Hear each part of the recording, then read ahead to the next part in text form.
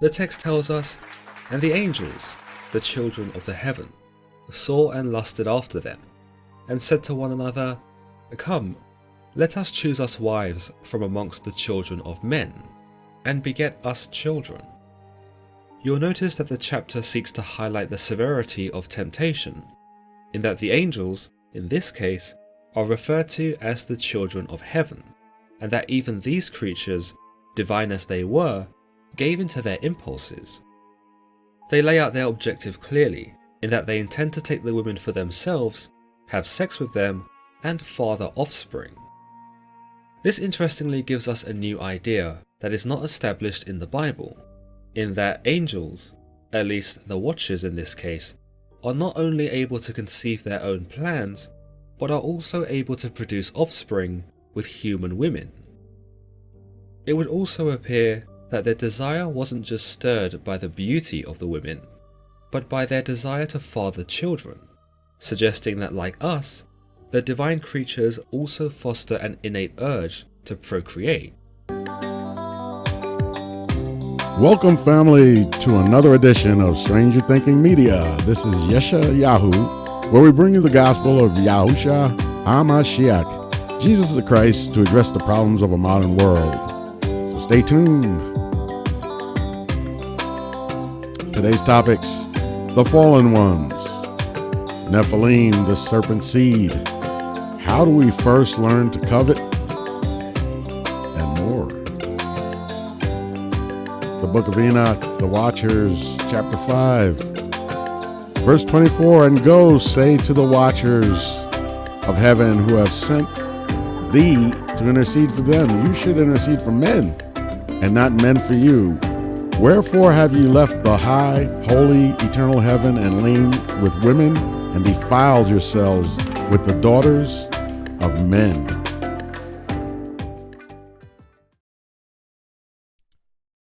The fallen ones.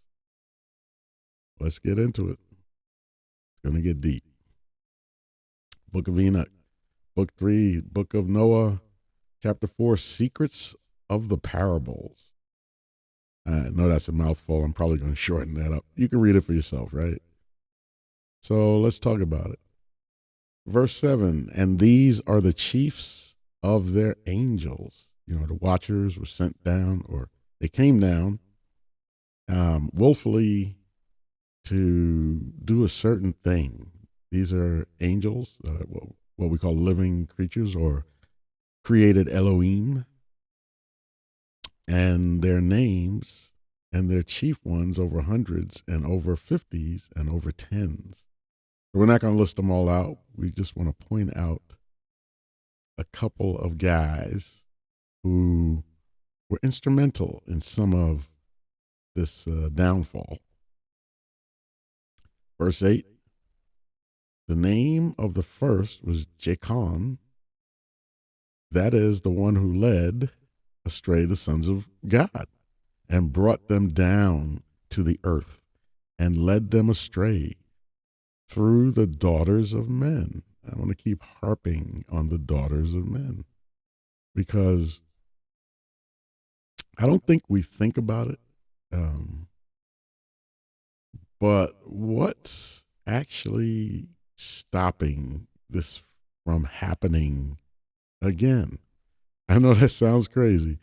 And it's funny because the Christian church, I'll say Catholic, so, you know, some people, I really generally don't make a distinction between the two, but a lot of people do. So let's just say the church, when they went ahead and canonized certain scriptures, this was not one of them. In fact, this is, I believe, an African, Ethiopian scripture. What it means is it was found in there. It was found there. But it was probably known, probably hidden in the northern parts in Europe. And so the Roman Catholic Church probably, like I said, they didn't canonize it. They probably didn't want people to read it. I'm guessing. I don't know. But it's one of those that is very old, and it seems like once you read the Bible, that Peter, Jude, and even Christ himself, when he would say certain things that didn't seem like it made sense, but when you read the book of Enoch, it makes perfect sense. So you get the feeling that they were actually quoting directly out of the book of Enoch, which legitimizes the book of Enoch, you know. So, and the second was named Asbiel.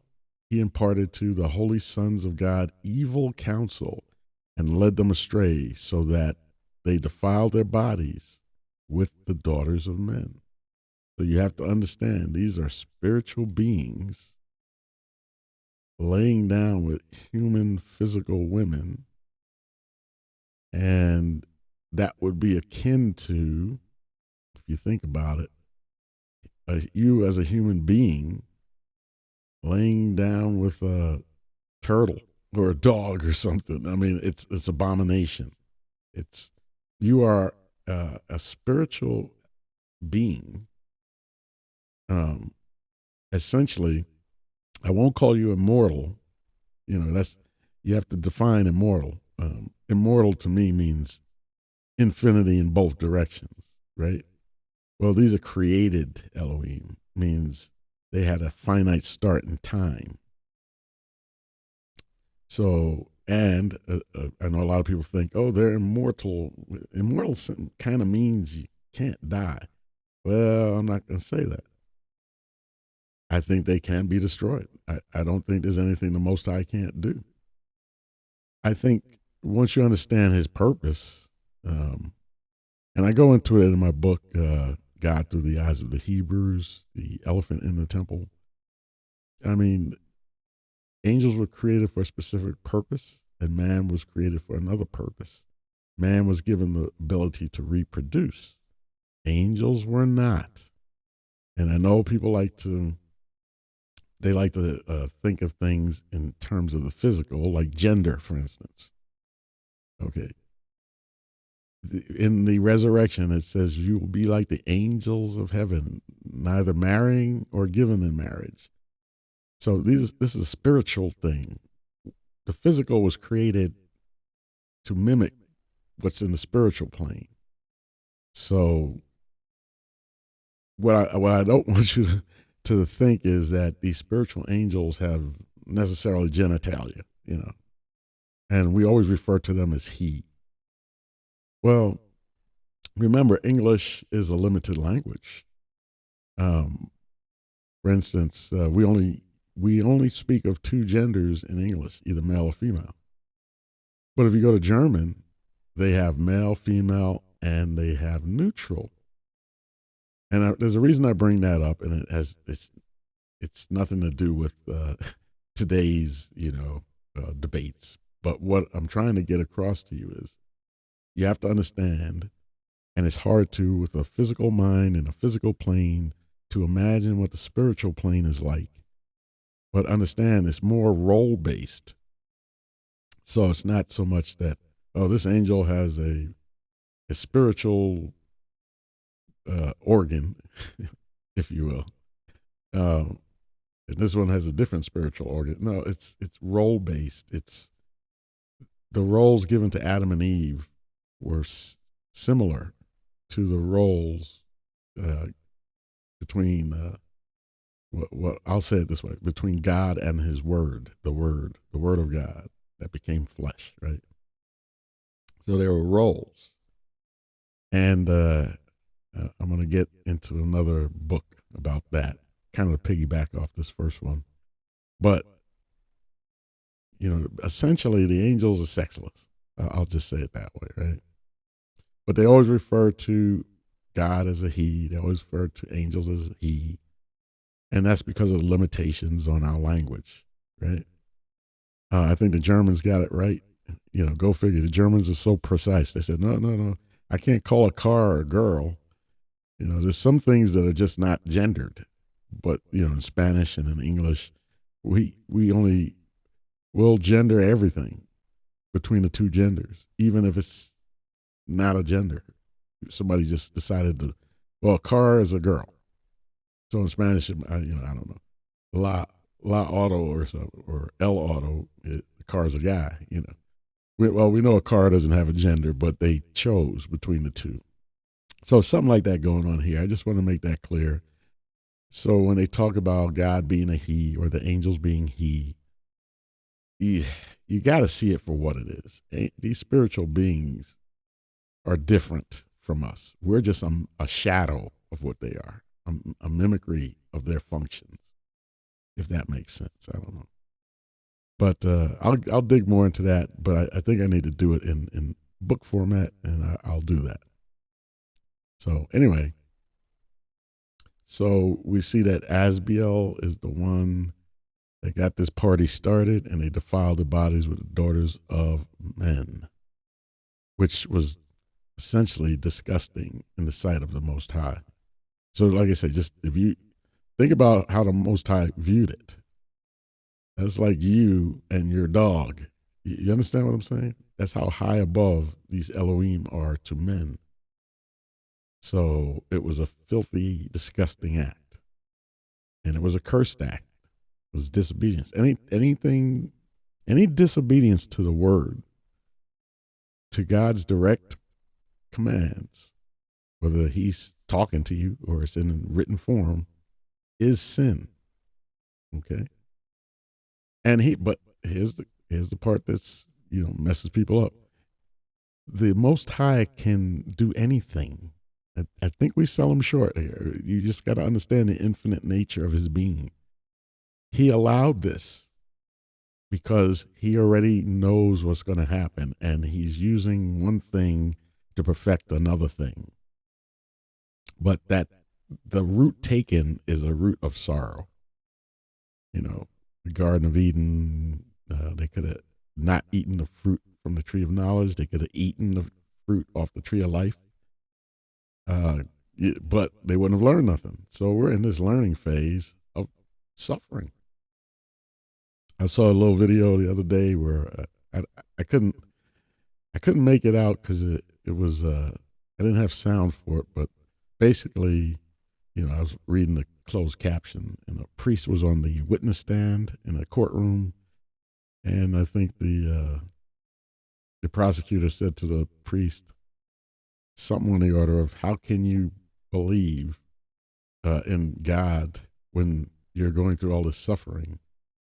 He didn't answer your prayer, and the priest comes back quickly and calmly and says, "I went through suffering so I could learn patience. He gave me suffering, and I became more patient." And he goes through a litany of things of that nature, and he ends it with, "So yes, I got everything I prayed for." So the prosecutor's basically looking at things like, "Oh, if there's a God and you prayed to him, he wouldn't let you suffer." The priest was saying, on the contrary, if I prayed to him for increase my faith, how does your faith get increased? By going through trials and coming out on the other side. So, enough of these prosperity preachers. If you're in Christ, you're gonna suffer. If you ain't suffering, it's because you're doing what the devil wants you to do. You're one of his.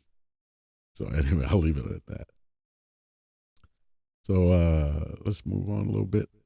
I think we've beaten that horse to death, or beaten a dead horse, whatever. You know what I mean. So anyway, Book of Enoch, the Watchers, chapter 3, fallen angels. And so this whole concept of fallen angels, like I said, it's in the Book of Enoch, and the Bible references it, but they've spiritualized it away. Not even spiritualized it away. That would have been a good thing. What they've said was, "Oh no, angels didn't." This was the official church stance. No, they were talking about men of the line of Seth, or of the line of Cain, or what, or it meant kings. The sons of God meant kings, or the line of Seth. Well, if you go to the Book of Enoch, or even the Book of Jubilees, not only do they just outright say, no, it was angels, it was spiritual Elohim. And as we read the Bible, we know spiritual Elohim, or angels, can manifest as human. And my guess is, in order to impregnate women, they had to manifest as human, since in their spiritual form they have no genitalia, blah, blah, blah. So you have plenty of examples of angels manifesting as human. So in their spiritual form, they look totally terrifying, but they can take on a pleasing visage and look human and very handsome, so, if you know the story of Sodom and Gomorrah, yeah, they looked very beautiful to the people of Sodom and Gomorrah. So they can take on physical form. And the problem with taking on physical form, number one, and this plays into it much later at the Tower of Babel. I won't get into that now. But if an angel who is a spiritual being takes on a physical form of a human, he now becomes subject to the temptations of a human. Even Christ was what? Tempted. He overcame it, though, by the power of the Spirit. But an angel that takes on physical form, he gets to feel everything that men feel. And remember, everything that men feel is amplified. So the pleasures that men feel are amplified too. So it could become addictive to these beings, as we will see after the fall of Babel, and the 70 angels that kind of started liking to be worshipped as gods. I know a lot of you don't know about that, but we'll get into that. I mentioned it in a couple other videos, but yeah, there are 70 angels for the 70 nations, and the nations started worshiping them as gods, and they started liking it. So when they talk about these false gods, what they are again, more fallen angels. Only this group of 70 is not the watchers. So anyway, but here we read in verse 2, and the angels, the children of the heavens, saw and lusted after them, the women, and said one to another, come, let us choose us wives from among the children of men, and may beget us children. So wait a minute. This is all coming into play now. Angels of heaven, they don't have children. They don't beget children. Well, when you understand the purpose of Yah, there's a reason he created men. He's growing something. If you read, it's all in the Bible, and people read it every day, and it's like it's not clicking in their brain or something. So if you're a believer, what are you? A child of God. And it does not yet appear what ye shall be.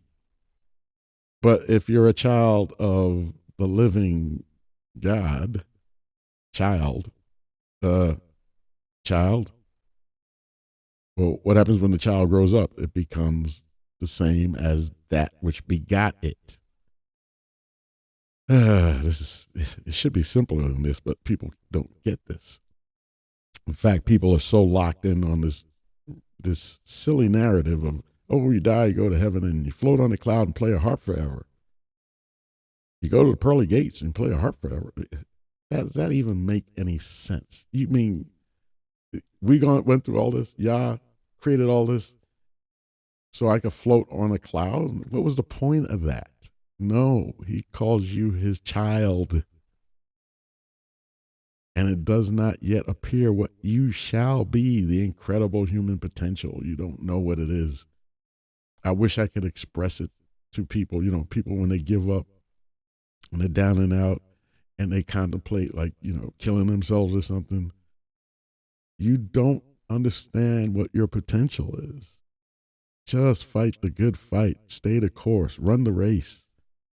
And at the end of the race, there's a crown and a spiritual body that is impervious, that is immortal. You do not have immortality. Stop believing the hype. That's the devil's confusion thrown in. He's in the day you eat the fruit, did he say ye shall die? Ye shall not die. You are immortal. Yeah, y'all still believe in that one? No, it says in the book of Timothy that only Yah is immortal. Wait a minute. Yahweh, what does that actually mean? It means he is. In other words, He is the eternal. He just is. It denotes being, not a beginning, not an ending, just is. He is the immortal. He is the eternal. So when you say Yahweh, you are calling him the eternal. If you say Yahweh Elohim, you are calling him the eternal mighty one or the eternal powerful one. And so King James translated Elohim as God, right? He translates Yahweh as Lord.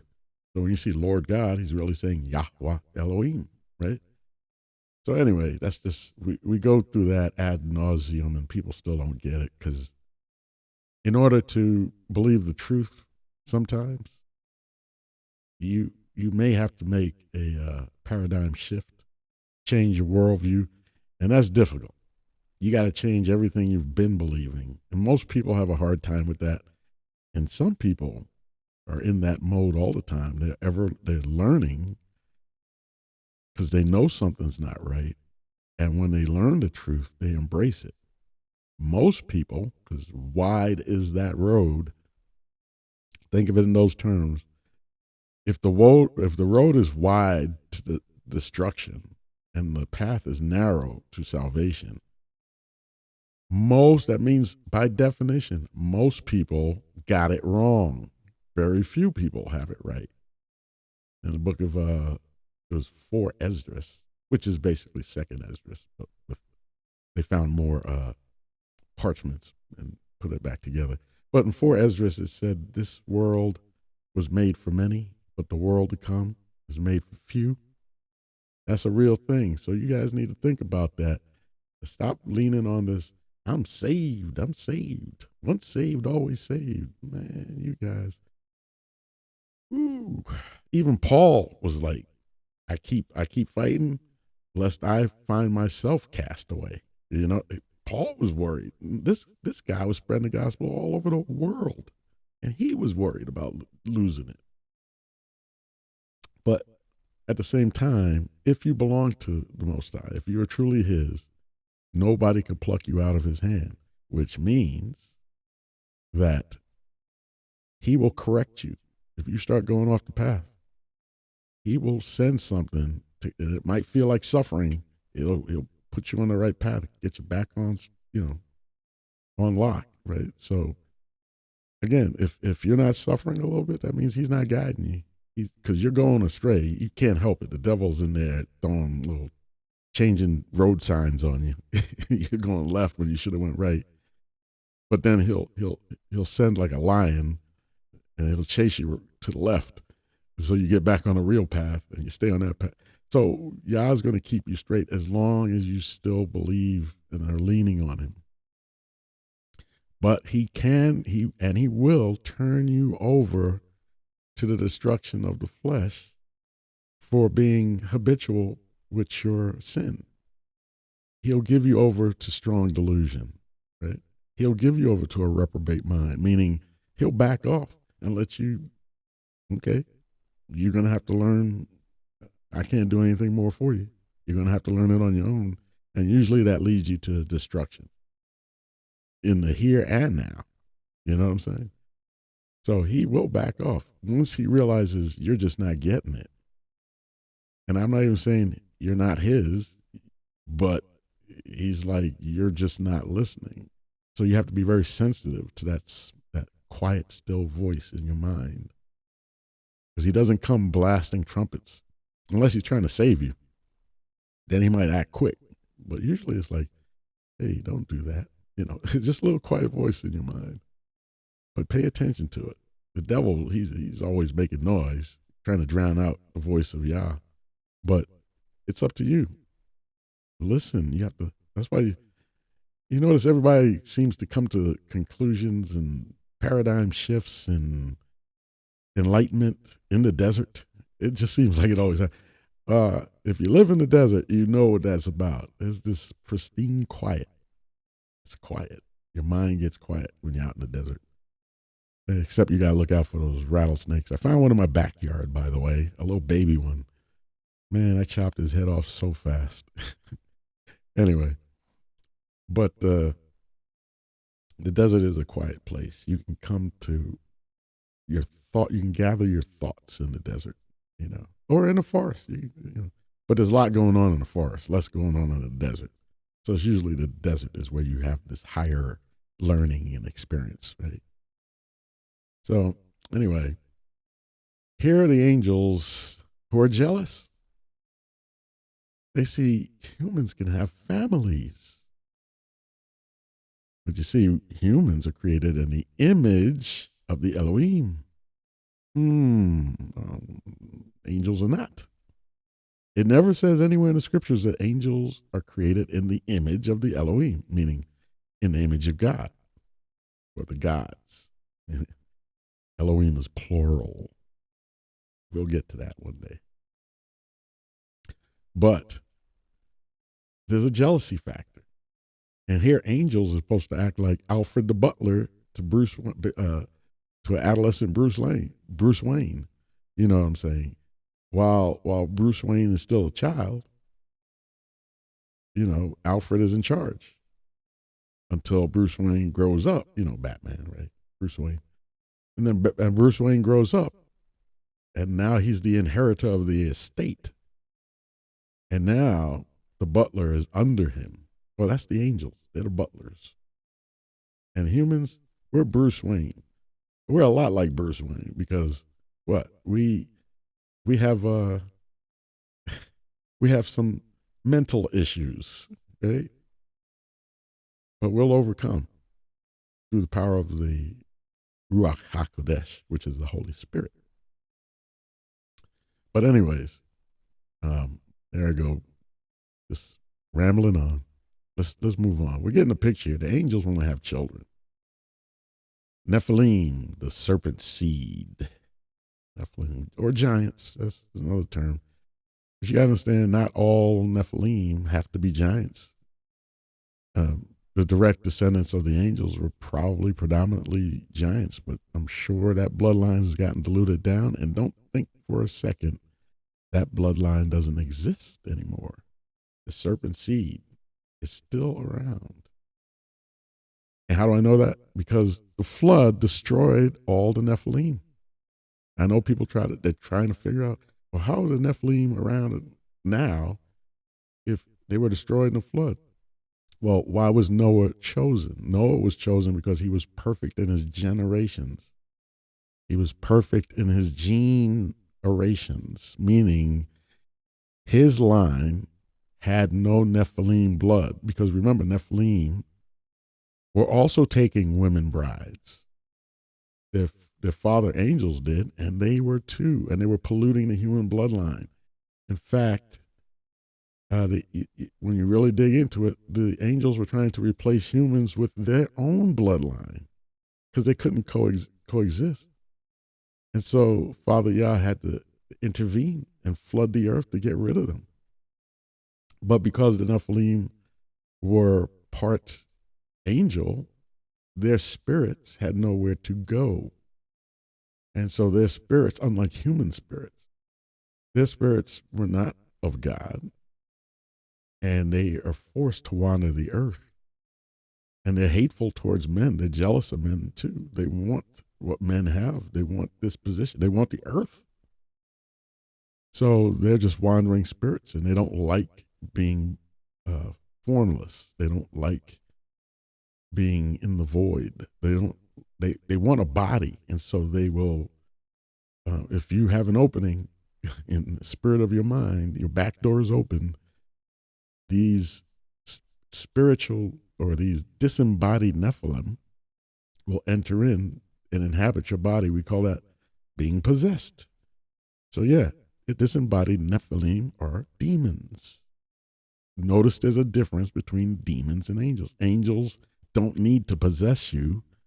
If an angel wants to experience the human experience, what do angels do?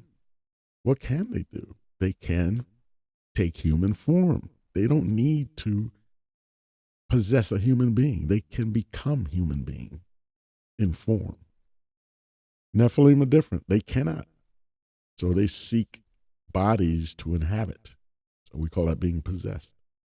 And if you know that, you know how to deal with it, or you have a better idea of what you're dealing with.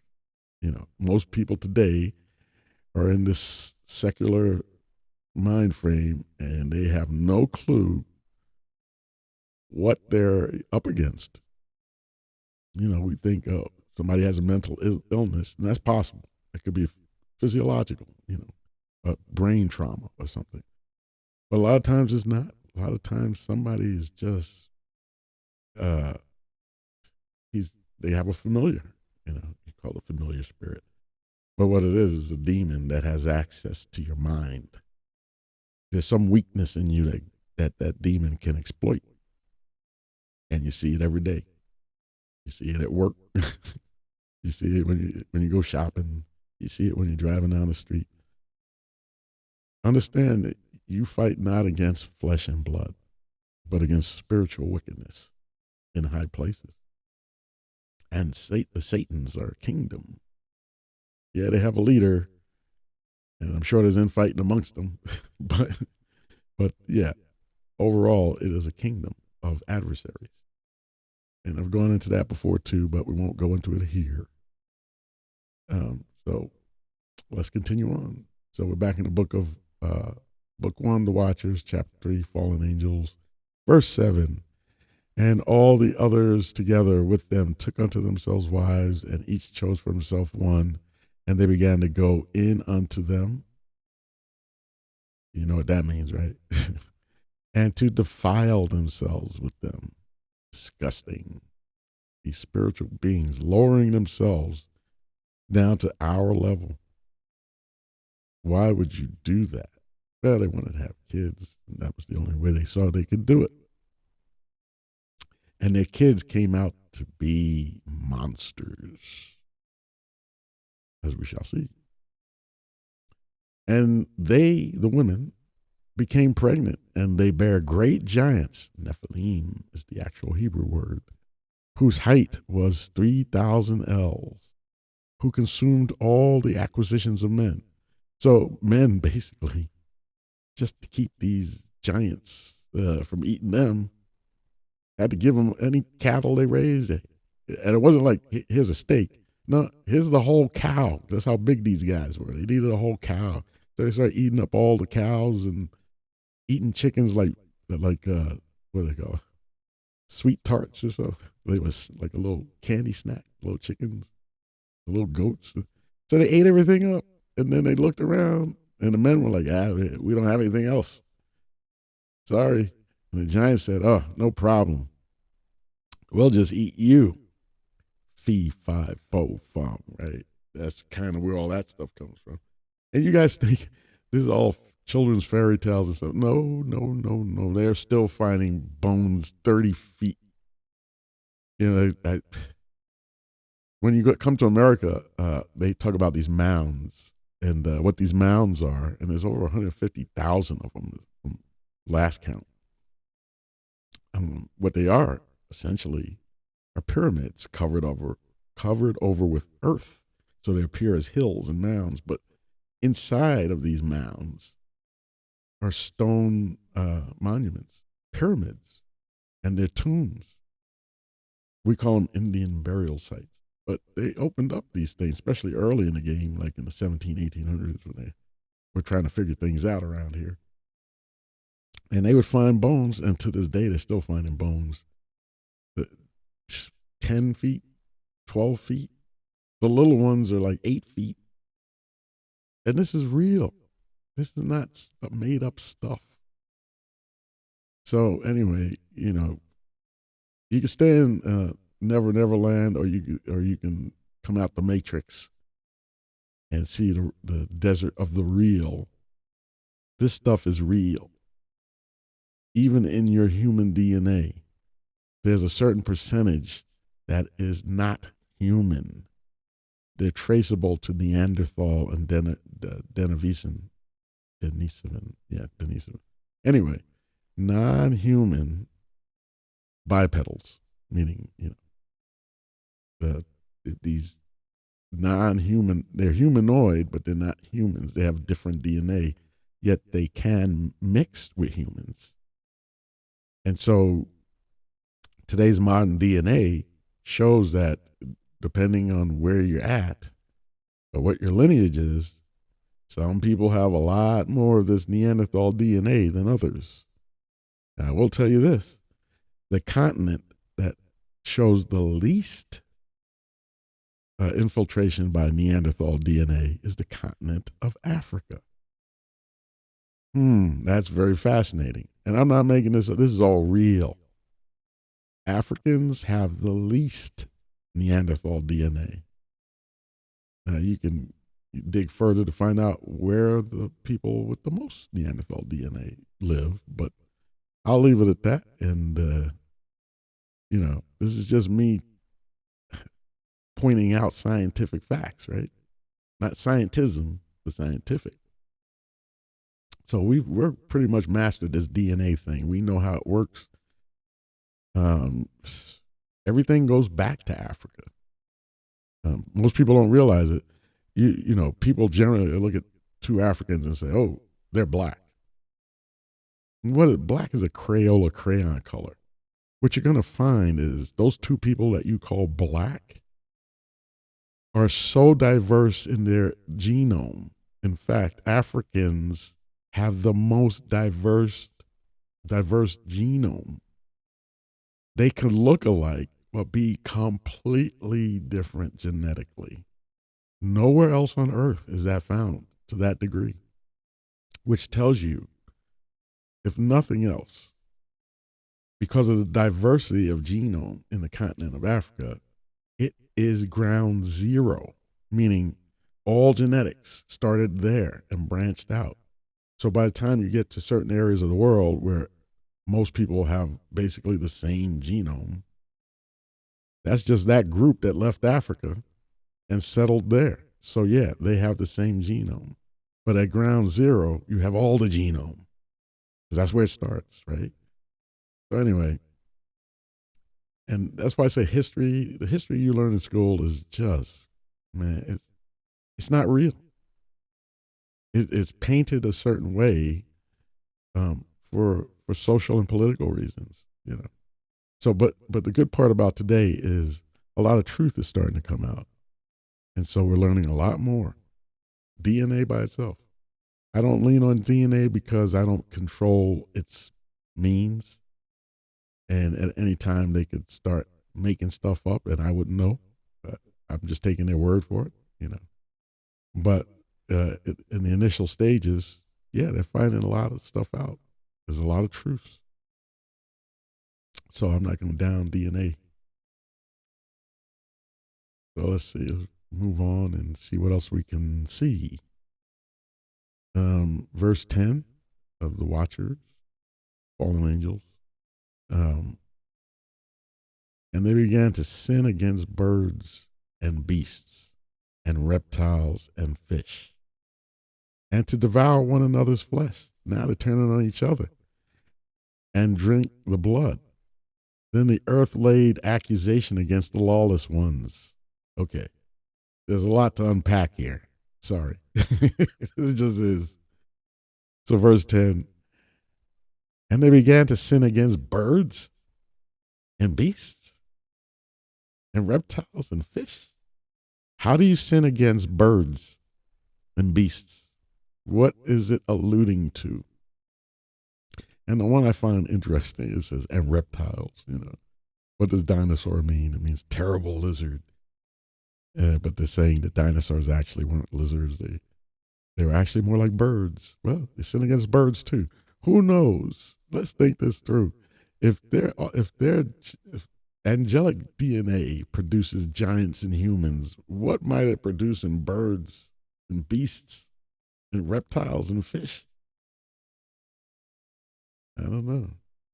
But just like the Nephilim, the giants produced from women, are now extinct. Could it be that these other things, and I don't know, I'm just postulating here, these other things we call dinosaurs are extinct because they are also offspring of Nephilim. That's why they're also giants. Things like, they said that let me think. like the skeletal structure of a mouse is almost exactly the skeletal structure of a velociraptor. And the truth is, you could check this out because a velociraptor was no bigger than my dog, but it has the skeletal structure of a mouse. So, was a velociraptor actually a really big mouse or a rat? See, this is what they're not telling you. You're watching these movies thinking, oh, these velociraptors are these 8 foot tall lizards. But that's not what they were. Scientists know that. Even when they made those movies, they knew that, but they chose to make these velociraptors a certain way for effect. They were more terrifying if they were giant lizard-looking things. But anyway, they were more like little dog-sized rats, is what they were. And some people are going to say birds. There's a lot going on there. But just wake up. You can't believe everything everybody's telling you. If you're not doing any research on your own, there's things I could bring up that just, if you just use your brain and think about it, you go, hey, wait a minute, that can't be. So anyway, I suggest study to show yourself approved. My people are destroyed for lack of knowledge. So in all you're getting, get wisdom. So these Nephilim giants sinned against birds and fish and beasts, reptiles, and start eating each other because they start running out of food. Their appetites. Anything that's big requires a lot of calories. You know what I'm saying? The smaller you are, I mean, if there was a nuclear war and there was no food, if you're a cockroach, you're probably going to survive because you don't require much. I know I've seen it. If you got dry dog food and you drop one pellet on the floor, if a roach that roach could feed his whole colony for a month off that one piece of dog food. You know what I'm saying? So, but things that are really big require a lot of food, and so they would most likely die out quickly in any kind of emergency situation. So anyway, I'm just throwing that out there. I'm not saying that's gospel or something, but just makes you think a little bit.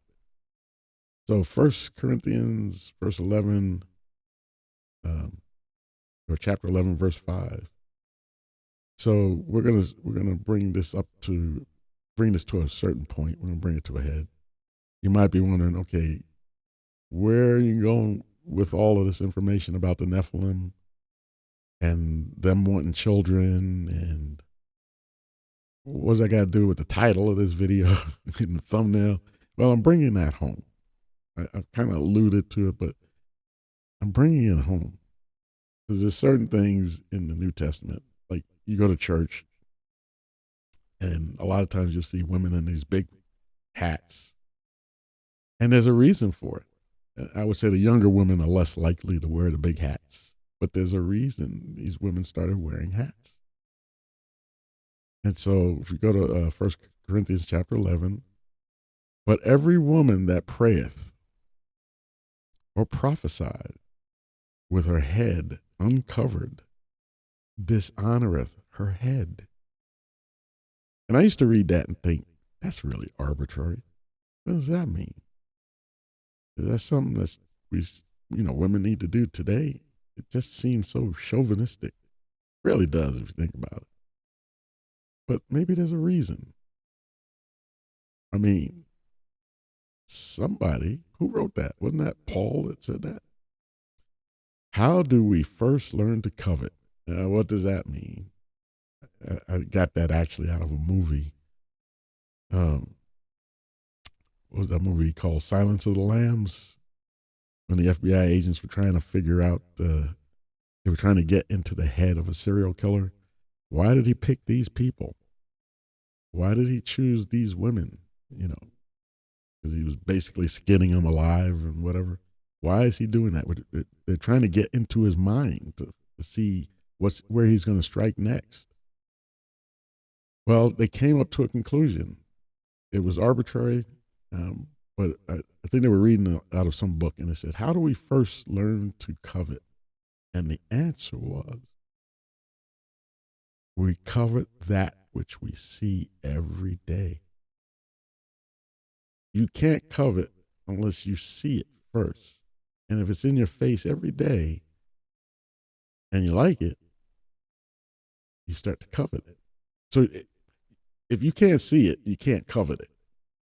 So something that you see every day, you begin to covet it. And so the FBI agents figured it out. They said, he's choosing these women because he sees them every day. And there's something about these women that he's choosing them. And it turns out they were all about the same dress size, you know. So anyway, I bring that up and I titled this little section by that term because there's a correlation between women wearing headdress and the fallen angels. And I'm going to point it out. There's line. Paul says certain things that don't make sense unless you know the book of Enoch. And now I got to add Paul to this equation. Jesus referenced it. Peter referenced the book of Enoch. Jude references the book of Enoch. And Paul kind of does right here because there's no other reason why a woman should have to have her, or it's recommended that she have her head covered. So here we go. Bear with me. 1 Corinthians chapter 11, verse 13. Judging yourselves, is it comely that a woman pray unto Yahweh uncovered? Doth not even nature itself teach you that if a man have long hair, it is a shame unto him? But if a woman have long hair, it is a glory unto her, for her hair is given her for a covering. There's a couple things that can cover a woman, because not all women have long hair. But her husband, if she's married, her husband is her covering. God gave, according to this, God gave women longer hair to cover themselves, like a veil. But why? You know, you could say that, oh, this is just like old-timey urban legends. But this is what they believed, because it's in the scriptures, and they're referring back to the book of Enoch. You see what I'm saying? So this covering on a woman's head is to protect her from, wait for it. Come on, you think about it. It's protecting her from something. What could that possibly be? And so we're looking at verse 10. And Paul brings it home. A woman should have her head covered. Let's see, let's read it. Verse 10. For this cause ought the woman to have power on her head, whether it's a veil or being married. Her husband would be her covering. For this cause ought the woman to have power on her head because of the angels. Oh my goodness. So you got to ask yourself, if angels, now the Watchers got jailed, they got thrown in the penitentiary, in the spiritual penitentiary for doing this, but more angels came down, and there's more angels that can come down.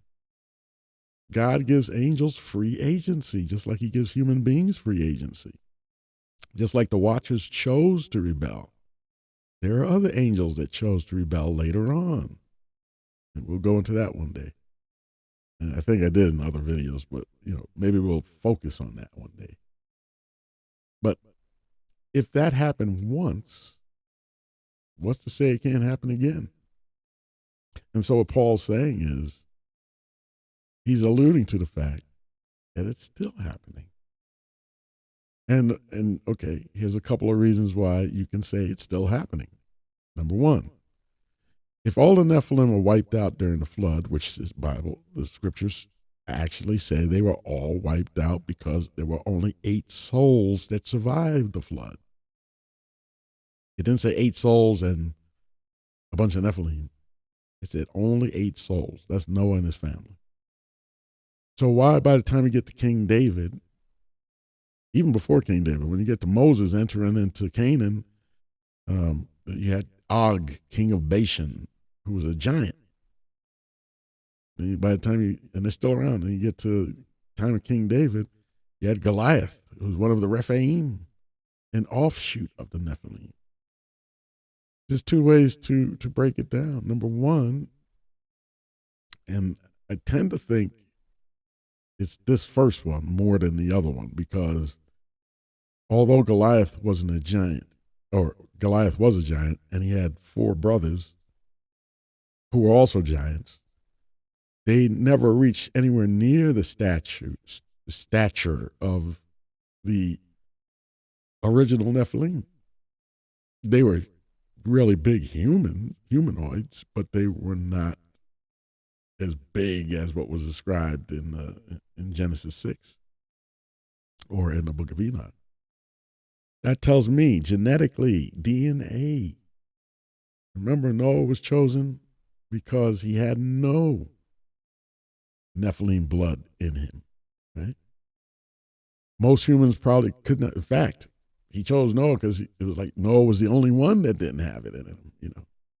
So the question is, and I've heard people argue this point against this, but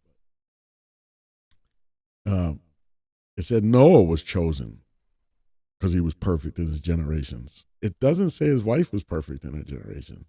It doesn't say his sons' wives were perfect in their generations. Okay? You could argue that, you know, the line of Shem, how can the Messiah come from a line that's diluted by Nephilim bloodline? Well, there is a limit, like meaning after, I'm just saying, it could be polluted up front, but get diluted to the point of non-existence down the road. Or maybe Shem's wife and Shem didn't exhibit that DNA at all. Maybe Ham and maybe Japheth did. Or maybe one of their wives did.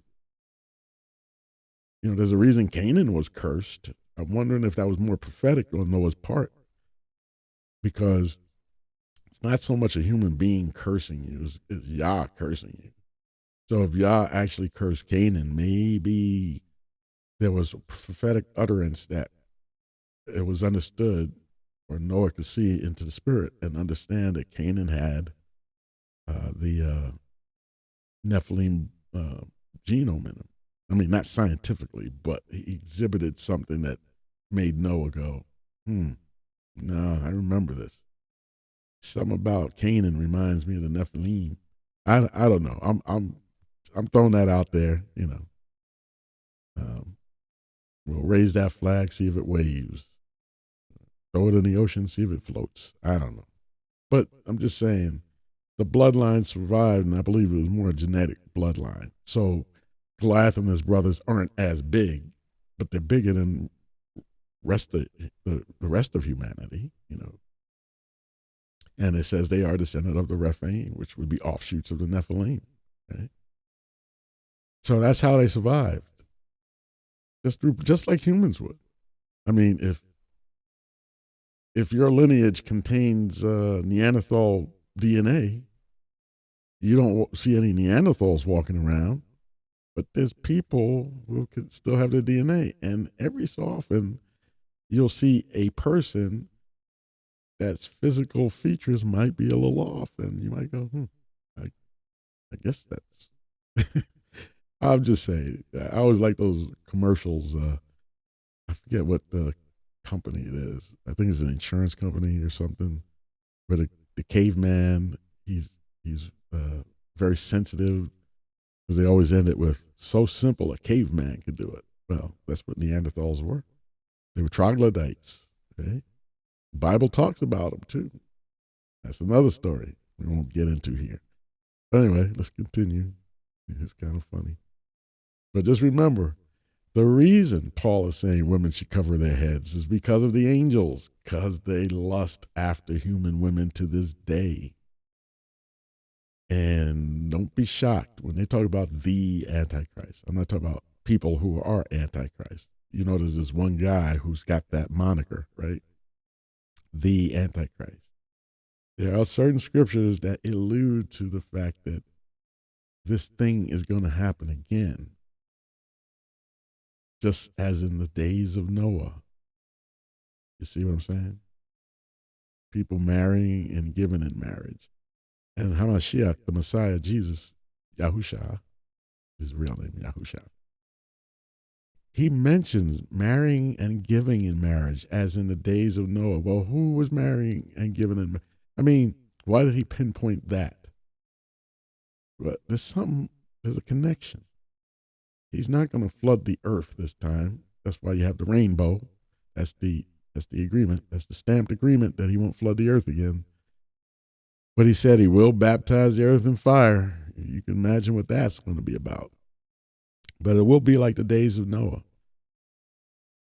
Right? So do you want to be taken? Because it says in the book that the evil people were taken at the time of Noah.